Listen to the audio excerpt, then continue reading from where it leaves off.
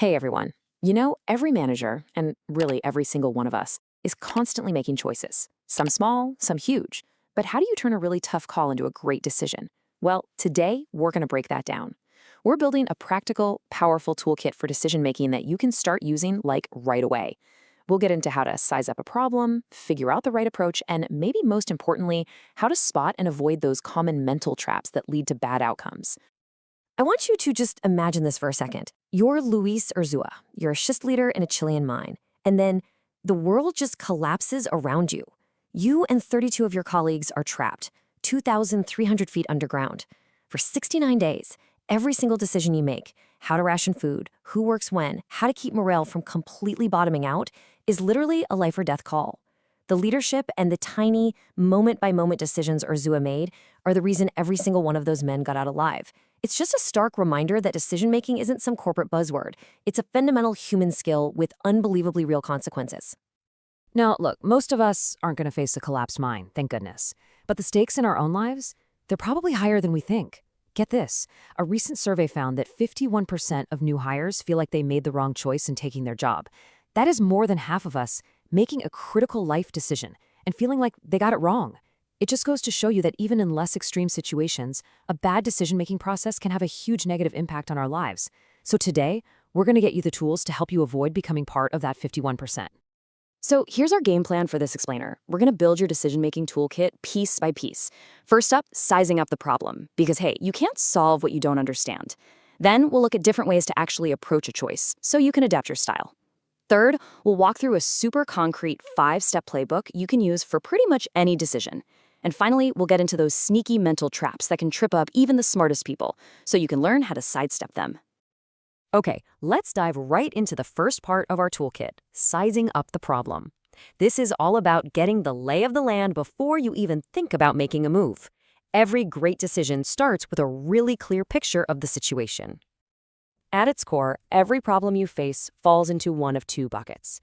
It's either a performance threat, meaning something's broken and you gotta fix it, or it's a performance opportunity, a chance to make something even better.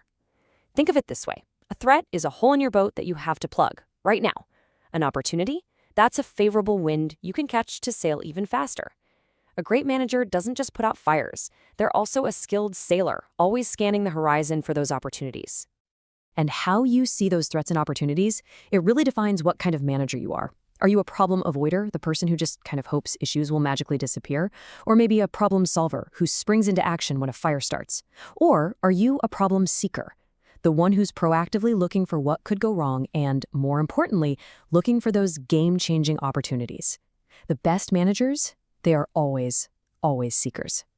Now, what's really fascinating is how the environment itself completely shapes your decision. If you're in a certain environment with all the info you need, like, exactly how much something will cost, your decision is programmed. It's almost routine. But the minute you move into a risk environment where you only know the probabilities, say launching a new product, or an uncertain one with almost no info, like, a sudden global pandemic, you have to make a non-programmed decision. You're crafting a unique solution from scratch. That's where the real skill comes in. So we've looked at the world outside of you. Now let's turn the lens inward. This next piece of our toolkit is all about understanding the tools you already have inside your own head, your personal style of thinking. We all kind of lean one of two ways. Systematic thinking is that logical, analytical, step-by-step approach, like a detective solving a crime, piece by piece. On the other hand, you've got intuitive thinking. This is more flexible, spontaneous, more big picture, kind of like an artist creating a masterpiece from a feeling. And listen, neither one is better than the other. The real trick is knowing when you need to be Sherlock Holmes and when you need to be Picasso. And we can break this down even more into these 4 cognitive styles you see here. You've got sensation thinkers, intuitive feelers, and sensation feelers. Each one has its own vibe. Think about Captain Sully Sullenberger, the pilot who landed a plane on the Hudson River. He was a classic sensation thinker. When both engines failed, he didn't guess. He used hard facts, his training, and this incredible sense of control to make a series of rapid, precise, life-saving decisions. Just understanding your own style and the styles of the people on your team is a massive advantage in any situation. Okay, so here's the thing. Understanding the context and your own style is great, but you also need a process. You need a roadmap to guide you. This is your playbook, a formal 5-step method for making a solid, defensible decision every single time. The process itself is pretty straightforward. Identify the problem, come up with some alternatives, pick the best one, actually do it, and then check your results. To make this really stick, we're going to walk through a classic management case study called the Ajax case. It's about a company that has to close a plant and deal with all the fallout, and it's just a perfect way to see this 5-step process in action. Step 1 is without a doubt the most critical. You have to define the real problem. The mistake so many people make is focusing on the symptoms. See, the Ajax management didn't define their problem as, we need to close the plant. No, they defined it as, how do we minimize the negative impact on our employees and our community? That framing, right there, opens up a completely different and better set of solutions. So when you get to step 3, deciding what to do, you run into this classic tension. The classical model, that's the ideal world, it assumes we can find the perfect, optimizing decision. But, the real world is messy. So the behavioral model is way more realistic. It says, look, we have limits on our time, on our knowledge, so we make a satisficing decision. We choose the first option that's good enough. And honestly, most of our decisions are satisficing, and that's okay. It's better to make a good decision now than to wait forever for a perfect one that may never come.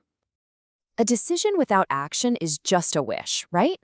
For step 4, Ajax didn't just lock the doors. They did something really creative.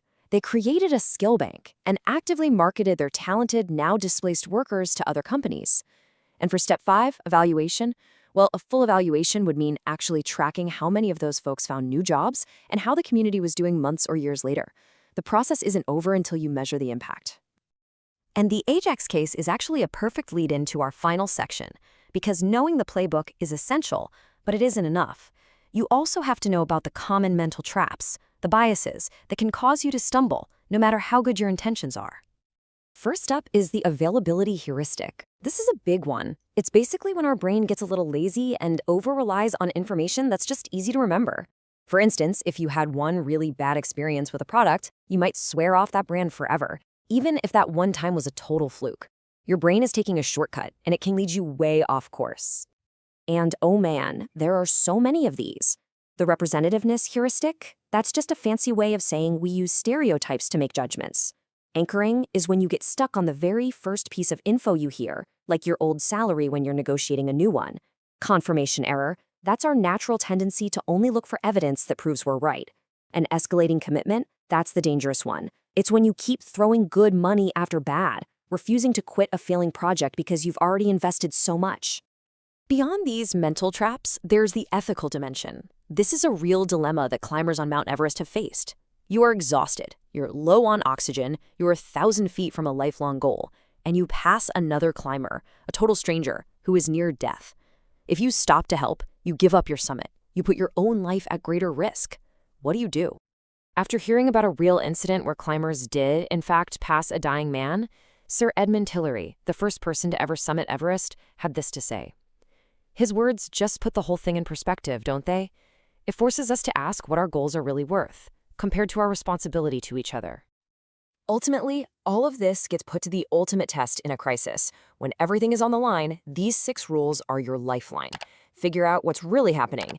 Act fast, but also know when to slow down and be patient. Respect that you're in uncharted territory. And this is a huge one. Value the skeptic. Listen to the person who disagrees with everyone else.